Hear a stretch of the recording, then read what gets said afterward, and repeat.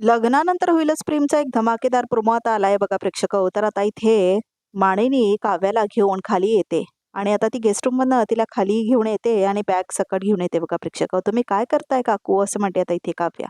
चल चल असं म्हणते आता माणिनी. मी नाही जाणार कुठे पण असं म्हणते आता इथे काव्या. मी पार्थशिवाय नाही जगू शकत असं म्हणते आता ती. तर आता इथे माणिनी म्हणते माझी चूक सुधारतीये मी काव्या असं म्हणून आता ती बघा प्रेक्षक पार्थच्या खोलीमध्ये आणून सोडते आता इथे काव्याला बॅगी सकट. तर आता इथे पार्थ बघतो काव्याला आणि खुश होतो. तर आता इथे काव्या म्हणते मी आले परत देशमुख असं म्हणते आता ती बघा प्रेक्षक. आणि आता दोघेही एकमेकांकडे बघतच राहतात आणि आता इथे माणिनी दोघांची नजर काढते बघा प्रेक्षक. तर आता खूपच छान प्रोमो आहे हा बघा प्रेक्षक. कारण आता माणिनीला कळलेलं आहे की काव्या एवढी काय बाद नाही आहे आणि आता ती पार्थच्याच प्रेमामध्ये आहे आणि आता तिला कळलं आहे की पार्थ आणि काव्याचं प्रेम खरं आहे. आणि आता म्हणूनच ती तिला आणून सोडलेली आहे बघा प्रेक्षक आता पार्थच्या खोलीमध्ये. आणि आता खूप आनंद झालेला आहे पार्थला काव्याला आणि आता त्या दोघांना बघून आता मानिनी पण खूप जास्त खुश आहे बघा प्रेक्षक आणि आता गेस्ट रूम मधनं काव्याला आणून सोडलेली आहे मानिनीने आता पार्थच्या खोलीमध्ये. आणि आता सगळेच खूप आनंदात आहेत बघा प्रेक्षक आणि सगळ्यात जास्त म्हणजे पार्थ खूप आनंदात आहे. आणि आता इथे काव्या आणि पार्थ प्रेमात पडलेले आहेत हे पण स्पष्ट झालं या प्रोमो मध्ये बघा प्रेक्षक. तुम्हाला काय वाटतंय आणि किती छान वाटतं हा प्रोमो कमेंट करून नक्की सांगा.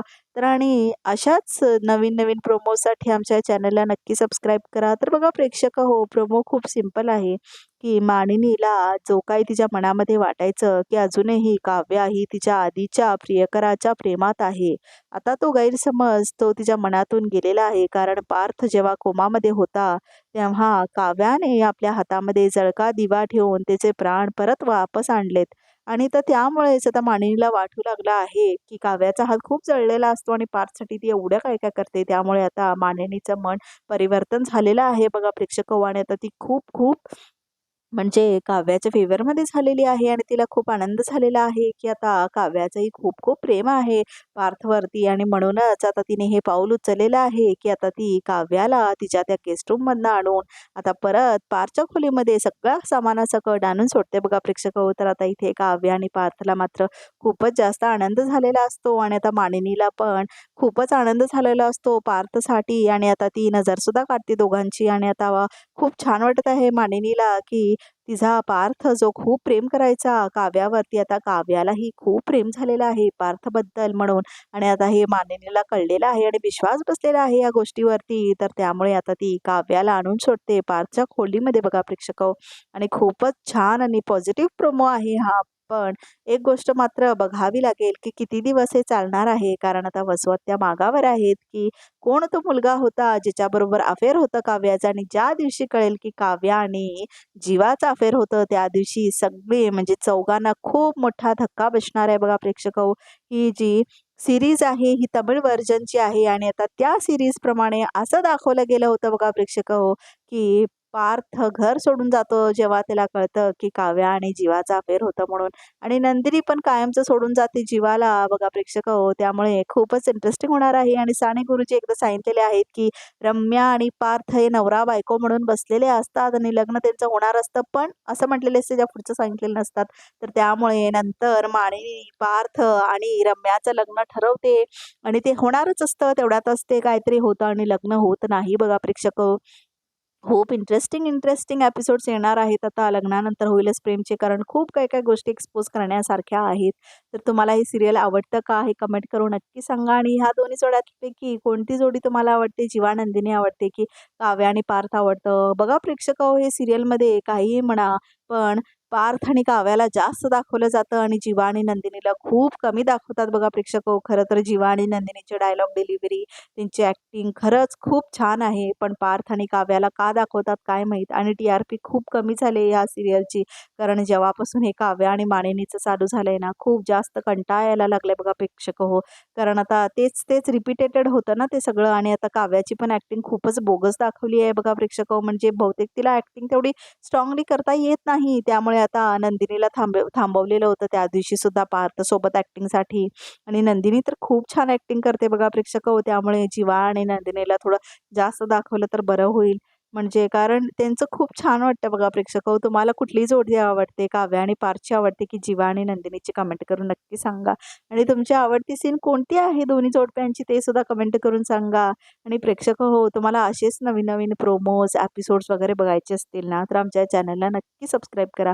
तर आता हे बघा मेन हा एपिसोडमध्ये त्या दिवशी येणार आहे, म्हणजेच आता 2 दिवसांनी दाखवलं जाईल बघा प्रेक्षक म्हणजेच दिवाळीच्या दिवशी हा एपिसोड प्रदर्शित होणार आहे, जिकडे आता काव्या आणि पार्थ कायमचे एक होणार आहेत आणि आता ते एकच होणार आहे दोघेही. एका खोलीत नाही म्हणते मी प्रेक्षक दोघेही एकत्र येणार आहेत. म्हणजे ह्याच्यापुढे असं दाखवलं जाईल, की काव्या ही गरोदर होणार आहे बघा प्रेक्षक आणि आता ओरिजिनल सीरीजमध्ये पण असंच दाखवलं होतं आणि आता इथे पण तसंच दाखवलं जाईल, की ती प्रेग्नंट होणार आहे आणि काही होऊन तिचं मुलं जातं आणि त्याच्यानंतर पार्थ आणि हे रम्याचं नातं म्हणजे ठरवतात लग्न, पण होत नाही. हे सगळं दाखवणार आहेत बघा प्रेक्षक तर अशाच नवीन अपडेटसाठी आमच्या चॅनलला मात्र नक्की सबस्क्राईब करा आणि जर तुम्हाला नवीन-नवीन एपिसोड्स लगेच बघायचे असतील तरीही आमच्या या चॅनलला सबस्क्राईब करायला विसरू नका.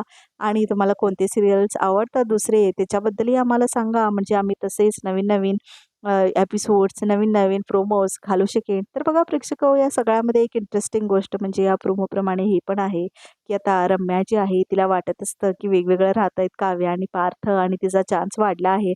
आता तिलाही कळेल, की तिचा चान्स काय वाढलेला नाही आहे. तर आता इथे रम्याची पुढची खेळी काय असेल हे बघणं पण खूप इंटरेस्टिंग होणार आहे. आणि आता बघा प्रेक्षक खूप दिवस झाले युगला दाखवत नाही आहेत. तर आता युग कुठं आहे हे बघणं पण खूप इंटरेस्टिंग आहे. कारण एवढा मोठा घात झाला पारचा तरीही युग कुठेच दाखवत नाही आहेत बघा प्रेक्षक तर युग गेला कुठे? हा मला प्रश्न पडलेला आहे. कारण आता पार्थ मरणाच्या दारात होता. सगळे लोक जमा झाले होते. पण युग मात्र नव्हताच तिथे. त्यामुळे आता बघावं लागेल की युग कुठे आहे? आणि आता इथे बघा सगळ्यामध्ये प्रेक्षक आता काव्याला खूप जास्त इम्पॉर्टन्स मिळत आहे घरामध्ये. आता नंदिनी खूप काय काय करते घरातल्यांसाठी, पण तिला तेवढी किंमतही देत नाहीत बघा घरातले लोकं.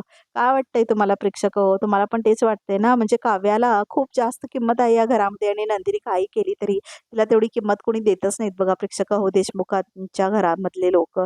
त्यामुळे बघा प्रेक्षक थोडा अन्याय झाल्यासारखं वाटतंय नंदिनीच्या कॅरेक्टरसोबत, कारण तिला खूपच प्रेमळ छान दाखवलेलं आहे आणि काव्याला तेवढंच अग्रेसिव्ह दाखवलेलं आहे. तरीही काव्यासोबत सगळेजण चांगलं वागतात आणि नंदिनी कितीही चांगलं वागली तरी तिच्यावर बिनबुडाचे आरोप होतात. म्हणजे तुझ्यामुळे हे झालं, तुझ्यामुळे ते झालं, असं करून अत्याचार होत असतात तिच्यावरती, तरीही ती राहत असते.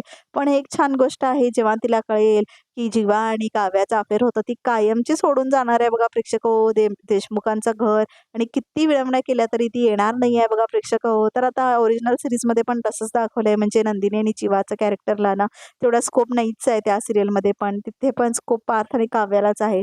तर त्यामुळे बघा प्रेक्षक जर तुम्ही जीवा आणि नंदिनीचे फॅन असाल ना, तर तुमच्यासाठी काय पुढचे एपिसोड्स बघण्यासारखे होणार नाही आहेत. कारण आता त्यांचं खूप कमी दाखवणार आहेत आणि पार्थ आणि काव्यावर जास्ती दाखवलं जाईल बघा प्रेक्षक आता तिला IAS व्हायचं आहे, हे आहे, ते आहे.